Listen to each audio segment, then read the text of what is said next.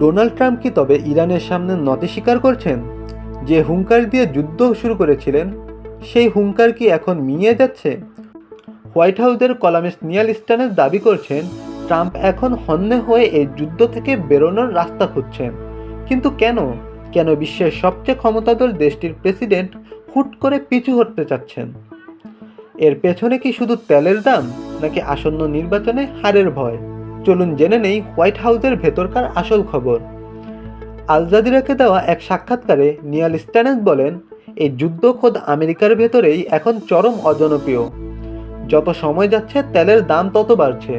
সাধারণ আমেরিকানরা যখন তাদের গাড়িতে তেল ভরতে গিয়ে আকাশচুম্বী বিল দেখছেন, তখন তাদের ক্ষোভ গিয়ে পড়ছে ট্রাম্পের ওপর। ট্রাম্প বুঝতে পারছেন এই অর্থনৈতিক চাপ তিনি আর বেশি দিন সহ্য করতে পারবেন না। যদি তেলের দাম এভাবে বাড়তে থাকে তবে আমেরিকার অর্থনীতি ধসে পড়তে পারে, যা ট্রাম্পের রাজনৈতিক ক্যারিয়ারের জন্য হবে এক বিশাল বিপর্যয়। তবে এখানে কি কোনো চাল আছে? স্ট্যানেস একটি অদ্ভুত বিষয়ে লক্ষ্য করেছেন।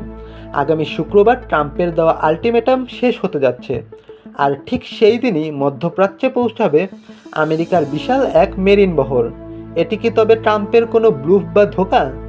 তিনি কি আসলে সময় নিচ্ছেন যাতে সামরিক শক্তি আরও বাড়িয়ে বড় কোনো হামলা চালানো যায়, নাকি শুক্রবারই বড় কোনো নাটকীয় মোড় নিতে যাচ্ছে এই যুদ্ধ? টাইমিংটা কিন্তু বেশ রহস্যময়।